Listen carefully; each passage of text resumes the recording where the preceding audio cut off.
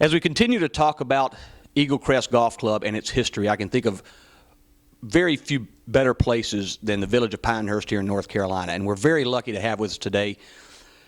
Many of you may know him as the host of Michigan Golfer, but he's also the president emeritus of Eastern Michigan University, serving as their 18th president from 1989 to the year 2000, 1989 being the year that Eagle Crest opened.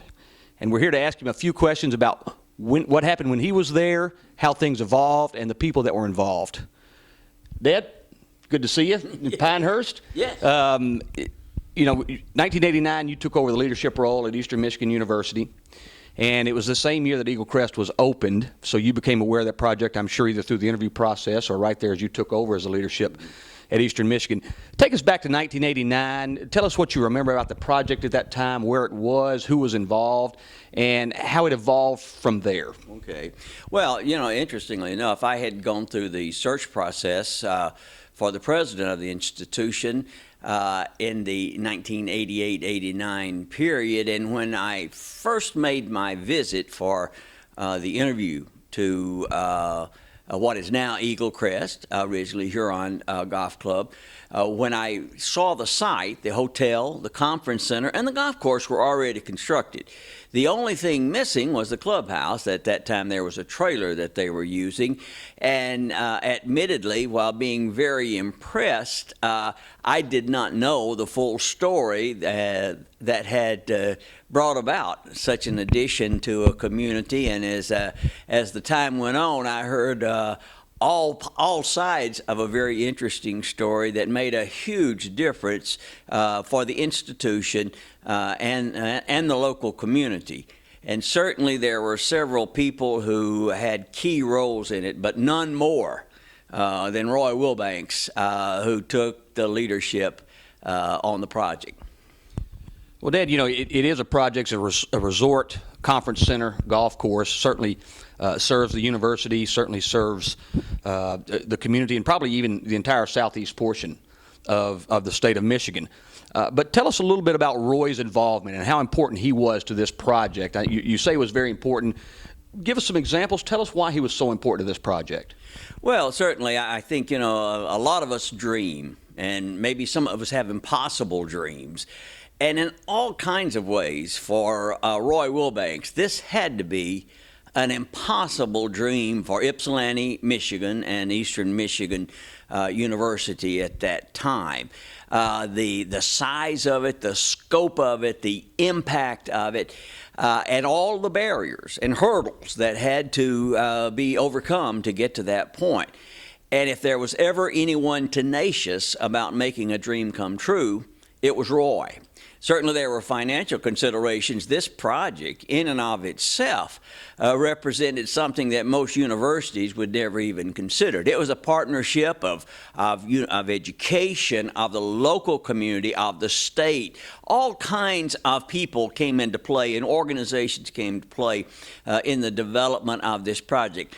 And with those came all kinds of challenges and hurdles, and trying to keep all the different pieces going. And as I learned after I had come to the university, Roy Wilbanks just stayed with it. He refused to give up. He refused to compromise to something less than the dream that he had for there on Ford Lake, for this conference center and this beautiful hotel and this championship golf course, all the facilities there. He believed that it was crucial to Eastern Michigan University and to the local community. And Roy cared so much about both the university, and still does, cares so much about the local university there, Eastern Michigan. He got a couple of degrees from there. He got had been a part of that institution in so many ways through the period there, had grown up in Ypsilanti. So all of those things come into play, and Roy just said, I'm going to make it happen, and I'm not going to lose out on this dream. And the reality is, I'm not sure that any of us really realized the difference that it would make both in the university and the community. Well, what about those differences? We look at this again as a resort, and there are many resorts all over the country with a hotel and a conference center and a golf course, but this one tied specifically to Eastern Michigan University. During that 11 years, were there things in the works that have come to fruition since then? Or during those 11 years, were things developed that benefited the students of Eastern Michigan University, made it maybe more attractive? Certainly I can understand there's some economic development that goes on, but what about the university's involvement? How did Roy's vision in bringing that to fruition help the university? Well, you know, Eastern Michigan University has a great history and heritage. 1849, the first teacher preparation institution west of the Allegheny Mountains, and certainly still known all those years later for its preparation of educators that have impacted not only the state of Michigan but the entire nation, and indeed many foreign countries. So this institution had a history and a heritage. It perhaps did not have anything that set it apart a little further, that made a difference. We were 6 miles from another institution that certainly had some international recognition for a variety of things, from its athletics program to certainly its education, its hospital, its medical programs, all of those kinds of things. And here we were in a community that had been such a key part of the automobile industry, that during the war, the building of airplanes and things to help in the war effort. I mean, this local community, Ypsilanti, had been a great day-to-day, blue-collar, working hard, making a difference community. This hotel set that community and set that university apart. For example, just one thing I remember as being a new president myself, the first New President's Academy put on by the American Association of State Colleges and University was held in the conference center at Eagle Crest. And since, of course, the automobile industry used that facility, visiting football teams, not only playing Eastern Michigan, but playing the University of Michigan, have been there. So it did make an impact. The students, it was a point of pride. And it was that factor because Roy Wilbanks said, we're going to have this. We're going to have this point of distinction in addition to the quality education programs there.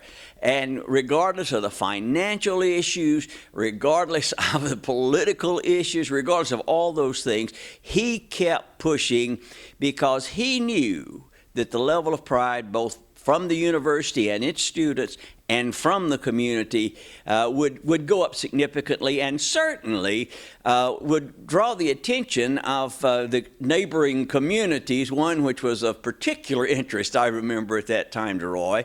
And of course, we were fairly close. We were in between the Ann Arbor community and the Detroit airport. And so we were a wonderful place for people who wanted to fly in to Detroit to have their business meetings and enjoy a day of golf in a beautiful hotel and a great conference facilities, the most modern conference facilities you could even expect at that time.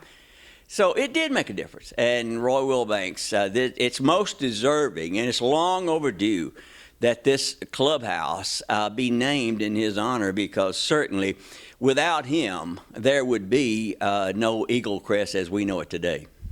Yeah, just because we're talking about golf, and this is a golf show, let's look at the golf course. And I know you played it a number of times while you were there. What was your favorite part about Eagle Crest Golf Club? Well, I think several things. One thing, when I would play it with Roy, every time I would play it with Roy, he didn't look on it as playing golf. He just looked on things that he could improve and make difference.